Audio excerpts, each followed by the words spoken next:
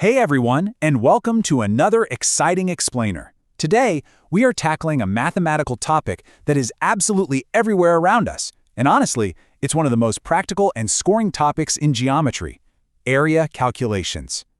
Have you ever wondered how builders calculate room sizes? Or how painters know exactly how much paint is needed? Or how farmers measure their land?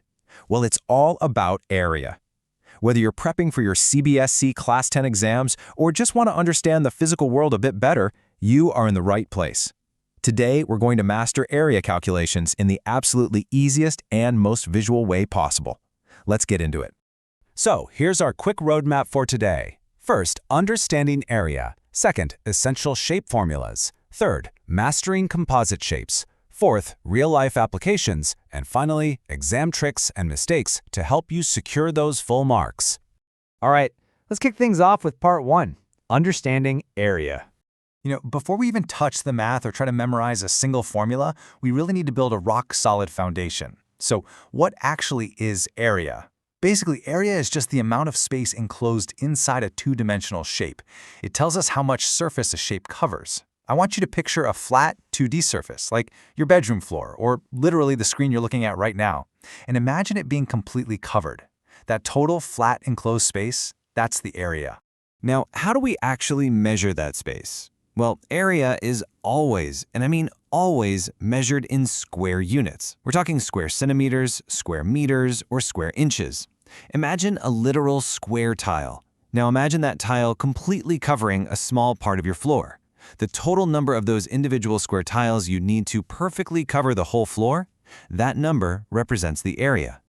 Moving right along to part 2, essential shape formulas. It's time to build your geometric toolkit, and we're starting with the trusty rectangle.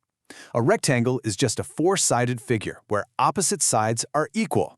Picture everyday objects around you, like your textbooks, doors, or your smartphone. The formula for the area of a rectangle is beautifully simple. Area equals length multiplied by width, or just L times W. Let's do a super quick solved example. Say the length of a rectangle is 5 centimeters and the width is 3 centimeters. You just multiply 5 by 3 and you get 15. So the area is 15 square centimeters. And hey, here's a quick tip to always keep things organized in your head. Just multiply the longer side by the shorter side to find your enclosed space. Easy, right? Next up, we have the square.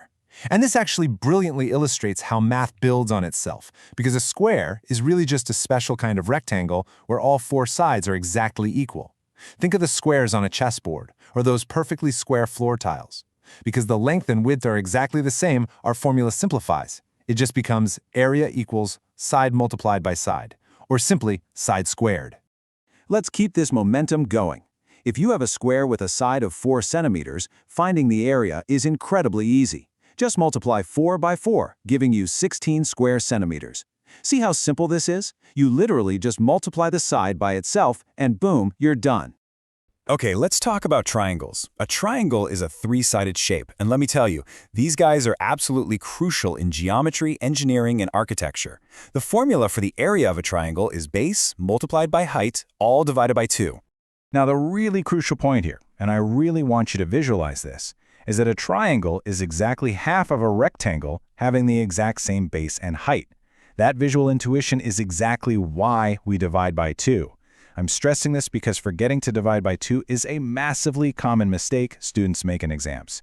So if your base is 6 and your height is 4, you multiply them to get 24, but then you absolutely must divide by 2 to get your actual area of 12 square centimeters. Let's shift gears and look at circles. A circle is a curved, closed figure where every single point on the edge is equally distant from the center. And that distance, from the center straight out to the boundary, that's called the radius. The formula for the area of a circle introduces a very famous mathematical constant, pi. The formula is area equals pi times r squared, where pi is approximately 3.14 and r stands for that radius. Now, pay attention, because here is an important exam trick to guarantee you get full marks. Always square the radius first before you multiply by pi. So, let's say our radius is 3 centimeters. First, square the 3 to get 9. Only then do you multiply 3.14 by 9, which gives us an area of 28.26 square centimeters. Stick to this order of operations and you'll never go wrong. All right, we're ready for part 3, Mastering composite shapes. Welcome to the boss fight of today's explainer. Because let's face it, real-life objects are rarely perfect standalone rectangles or circles. Most designs are combinations of multiple shapes, and we call these composite shapes. But don't worry, to conquer these complex figures, you just need a simple visual three-step strategy. Step 1. Break the complex figure down into the smaller known shapes that we just covered. Step 2. Calculate the area of each shape separately. And Step 3. Add or subtract those areas carefully to get your final answer. Let's walk through a composite figure example together so you can see how this works. Imagine a shape that's basically a rectangle with a semicircle attached directly on top. Let's say our rectangle has a length of 6 centimeters and a width of 4 centimeters. Applying our first formula, 6 times 4, gives us a rectangle area of 24 square centimeters. Now, for that attached semicircle on top, let's say it has a radius of 2 centimeters. The full circle area would be 3.14 times 2 squared, which equals 12.56. But since it's only a half circle, we have to divide that by 2, leaving us with 6.28 square centimeters. And for our final step, we just combine them. We take our rectangle's 24 square centimeters, add the semicircle's 6.28 square centimeters, and that gives us a total area of 30.28 square centimeters. See? Notice how effortlessly these tricky composite shapes can be solved when you just calmly break them down piece by piece. Moving on to part 4, real-life applications. You might be wondering, why do we even learn this? Is it just to pass an exam? Definitely not. Area is literally used everywhere around us. In gardening, farmers calculate land area to know exactly how many crops to plant. In construction, engineers calculate floor area before they ever build a house, and workers use it to figure out tile area before installation. Painters use it to estimate wall area so they know exactly how much paint to buy. Even in sports, ground dimensions rely entirely on area calculations. And guess what?